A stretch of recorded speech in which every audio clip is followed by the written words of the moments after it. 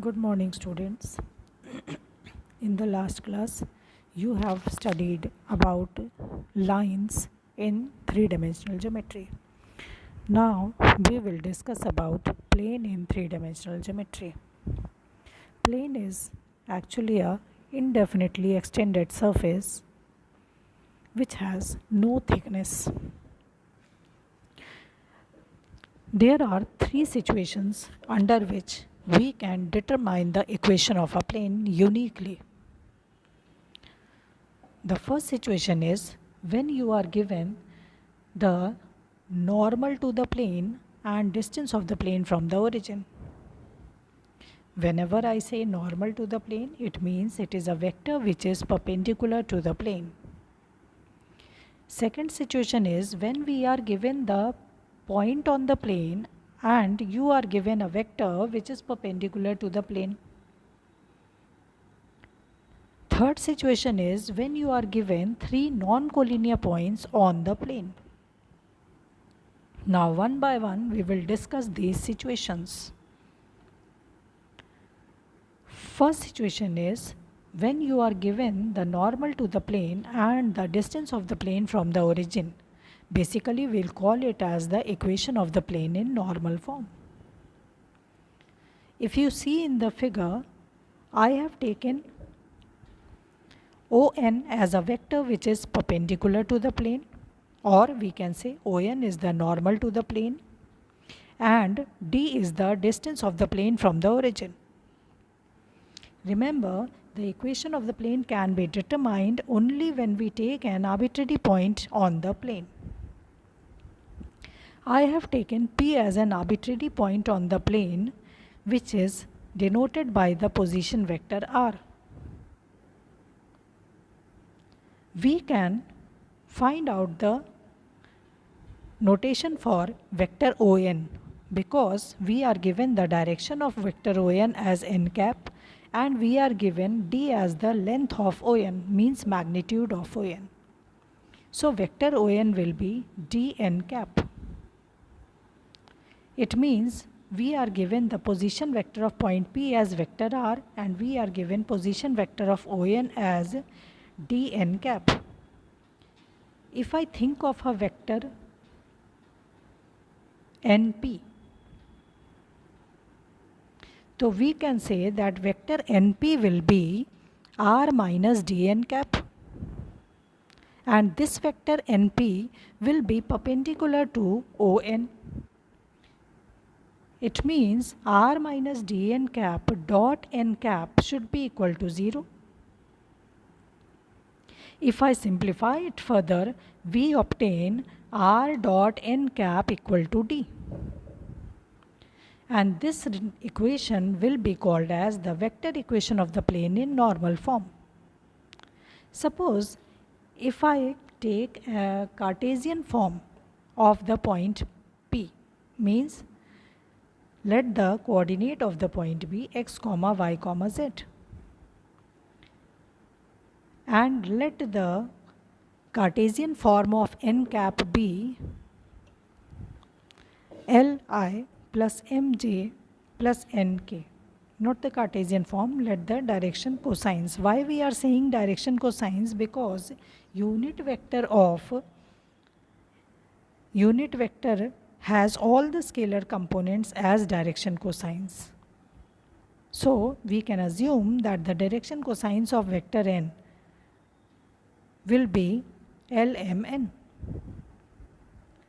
Now we can express the Cartesian form of the equation of the plane as Lx plus my plus nz equal to d.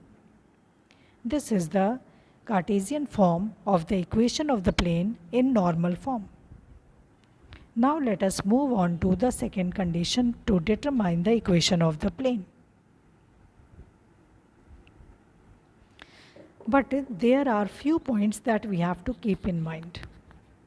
When I say r dot n cap equal to d, it means vector n should always be a unit vector, then only d will be the distance of the plane from the origin. There are situations where we may have some particular cases. Like if suppose we get d as equal to 0. So d will be equal to 0 only when the distance of the plane from the origin is 0. It means the plane passes through origin. In that case, r dot n cap will be equal to 0. In the Cartesian form, it will be written as Lx plus my plus nz equal to 0. Second situation, if suppose you are given the equation of the plane in general form and you are asked to find out the distance of the plane from the origin, then it becomes very compulsory to convert n vector to n cap vector. Suppose general equation of plane is r dot n equal to d. Then convert vector n to unit vector n. It means divide vector n by the magnitude. So we will get r dot n vector upon mod of n vector equal to d upon mod of n vector.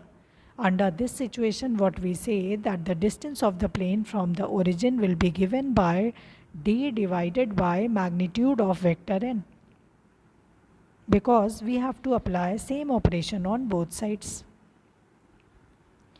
Now come to the second situation where we have to determine the equation of the plane passing through a given point and perpendicular to a given vector.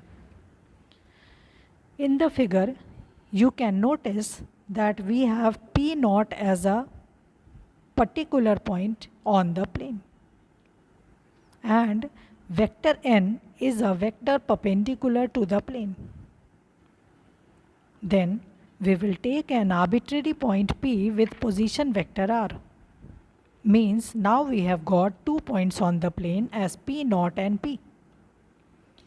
If I join P naught and P, we can see that there is a vector P naught P passing on the plane. The notation for P naught P will be r minus r naught. And this vector P naught P will be also perpendicular to vector n. It means I can say by the vector algebra that r minus r naught dot n will be equal to 0. And this is the vector equation of a plane passing through a point and perpendicular to a given vector. In the same manner, we can discuss the Cartesian equation also. For Cartesian equation, we will be given the coordinates of the point as x1, y1, z1 and the direction ratios of vector n as a, b and c. Then arbitrary point P will be denoted by xyz. Now the Cartesian equation of plane becomes a times x minus x1 plus b times y minus y1 plus c times z minus z1 equal to 0. This is the Cartesian equation of the plane which we use very frequently in 3D geometry. The third situation under which we can determine the equation of the plane is that the plane should contain 3 non-collinear points. Now why we are discussing non-collinear points? Because if 3 points are collinear, so there are infinite number of planes passing through these 3 points. The best example of it is your book. If you take any 3 points on the join of the pages of the book, you can see there are infinite number of pages which can be attached or which can be passing through those points. So one unique equation of plane cannot be determined. Under that situation, it is very compulsory that we can determine the equation of the plane only when there are 3 non-collinear points. In the figure, you can notice that I have taken R, S and T as the 3 non-collinear points on the plane. R point is denoted by vector A, S is denoted by vector B and T is denoted by vector C. Now we have to take an arbitrary point P on the plane denoted by vector R.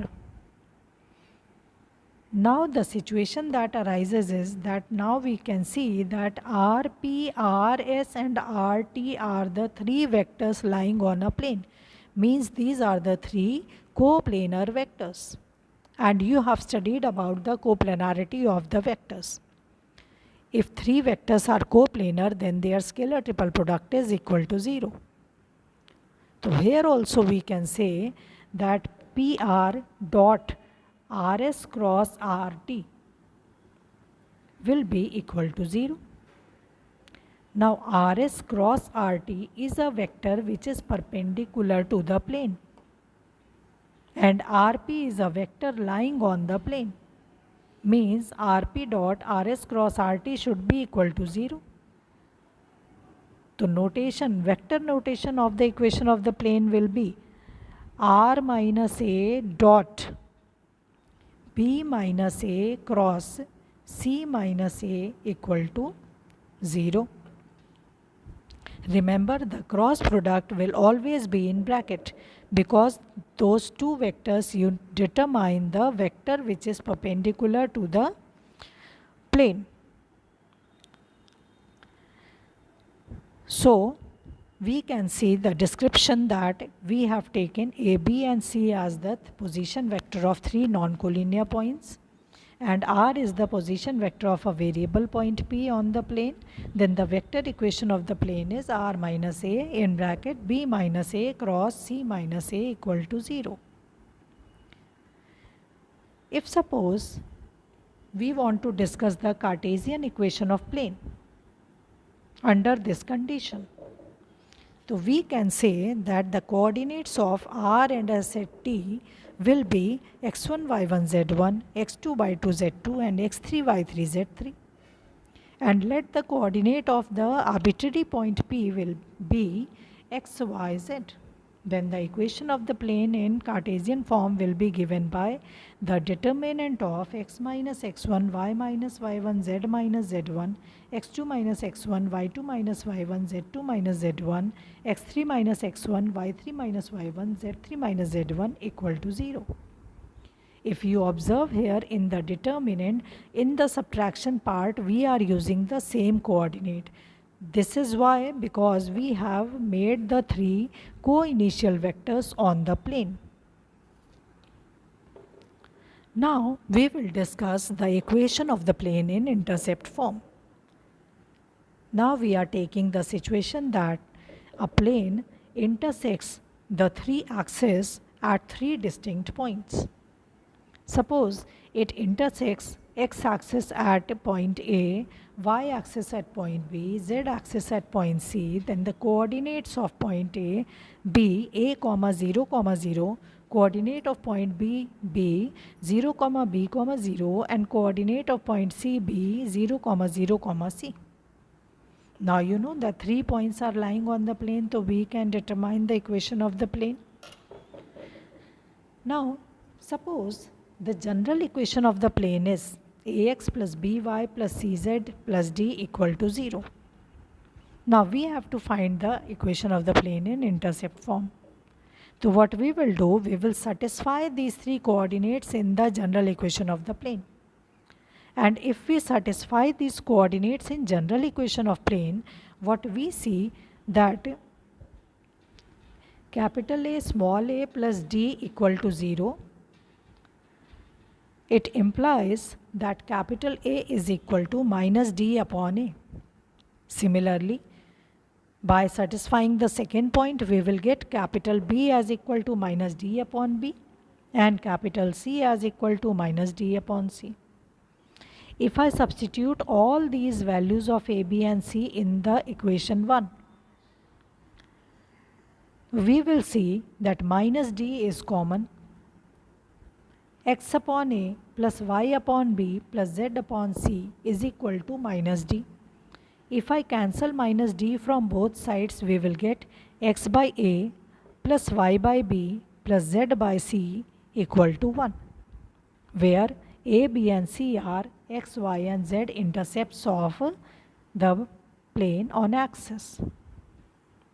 Now next topic is to find out the equation of the plane passing through intersection of two planes. Now remember, when two planes intersect each other, then infinite number of planes can pass through the line of intersection of those two planes. So under this situation, first of all, we will determine the family of planes passing through the intersection of two planes. Now let us begin with, let the equation of two planes be denoted by pi 1 and pi 2 as pi 1 defined by r dot n1 equal to d1 and pi 2 be defined by r dot n2 equal to d2, where the normal vectors n1 and n2 are related like n1 vector is not equal to mu times n2 vector, where mu is any scalar.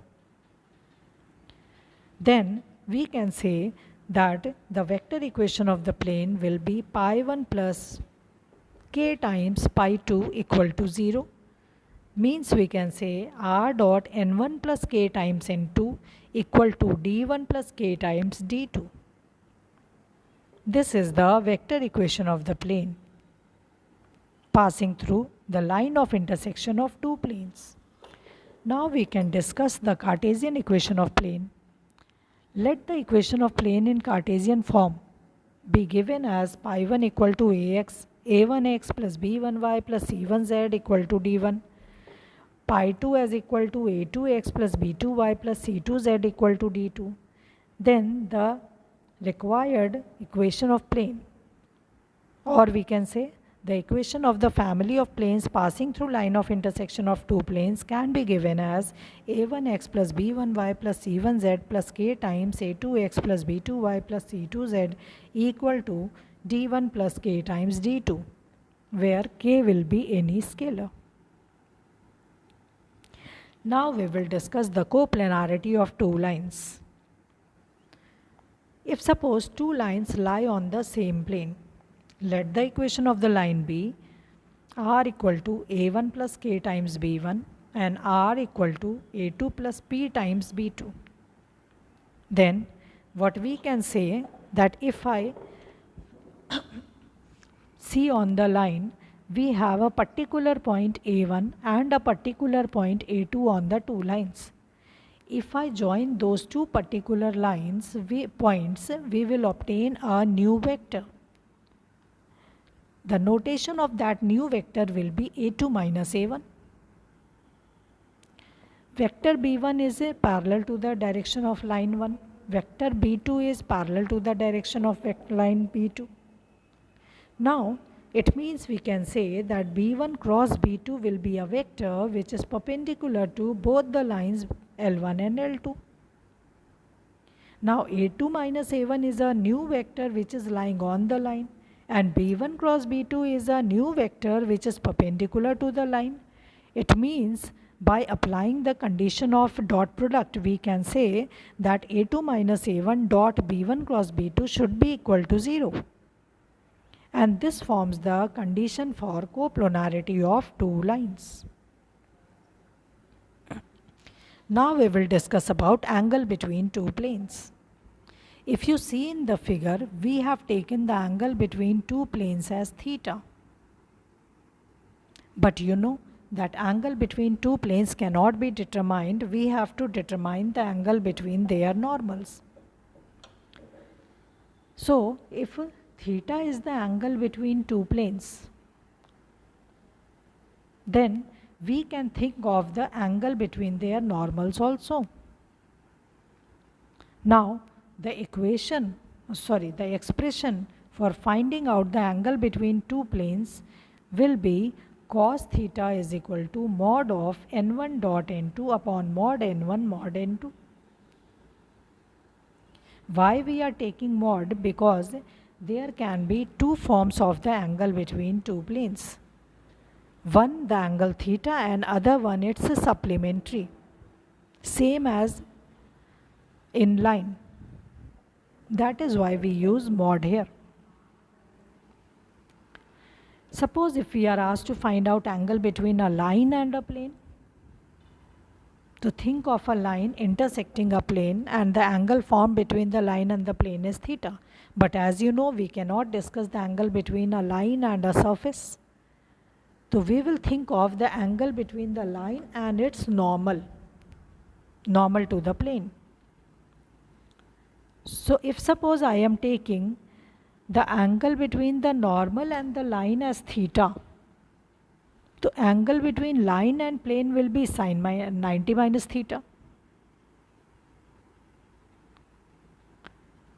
Clear? And then the formula that we derive for finding out the angle between the line and the plane will be sine theta is equal to mod of b dot n upon mod b mod n. Then the last topic is to find out the distance of a point from a plane. In the figure you can see that we have a plane and we have a point. The point is denoted by A and plane is denoted by P. Let the position vector of the point A be vector A. And let the equation of the plane be r dot n cap equal to d, where d is the distance of the plane from the origin. So the process to be followed is, we will think of a plane which is passing through point A, which is containing point A and is parallel to the given plane. Now if we are talking of a plane parallel to the another plane, it means both will have the same normal vector. Now if I think of the equation of the plane P as r dot n cap equal to d, then we can say that the unit vector for plane P dash will be n cap. If I take any arbitrary point on the plane P dash as r, as vector r, then we can say that r minus a dot vector n cap is equal to 0 by using the previous knowledge. From here we are getting r dot n cap equal to a dot n cap, means the distance of plane P dash from the origin is a dot n cap and the distance of plane P from the origin is d. It means the distance between two planes will be d minus a n cap. Or we can say the distance of the point from the plane will be d minus a n cap. But since we don't know the actual location of point A, so it is not compulsory that it will lie between the origin and the plane. It can be outside the range also. So for that purpose, we will say that the distance of any point from the plane is calculated as mod of an minus d or mod of d minus an. Clear? Then related to the same topic, we can discuss about the general case also. Like if suppose n cap is not given to you, then how to find out? So what we will do, again the same process, convert the equation of the plane to the normal form, means dividing by the magnitude of vector n. Whatever d you are obtaining, whatever constant you are obtaining, that will be the distance of the plane from the origin. And then you apply the formula for d. So the formula for d will be mod of a dot n minus d upon mod n for any general equation of plane. Now we will discuss about distance between two planes. Suppose if we are given any two planes by equation a1x plus b1y plus c1z plus d1 equal to 0. Another equation is a2x plus b2y plus c2z plus d2 equal to 0. And we are asked to find out the distance between the two planes. To see if two cases arise. First case, if the two planes are intersecting In that case, the distance between the two planes will be 0. But if two planes are parallel, so it means it is very clear that both the planes will have the same direction ratios of the normal vector. So here I have defined plane 1 pi 1 as ax plus by plus cz equal to d1 and pi 2 as ax plus by plus cz equal to d2. So you can see that the direction ratio of the normal vector is same here. In that case, we can say that the distance of the distance between two parallel planes will be given by d is equal to mod of d2 minus d1 upon under root of a square plus b square plus c square. This is all about your 3D geometry. Thank you.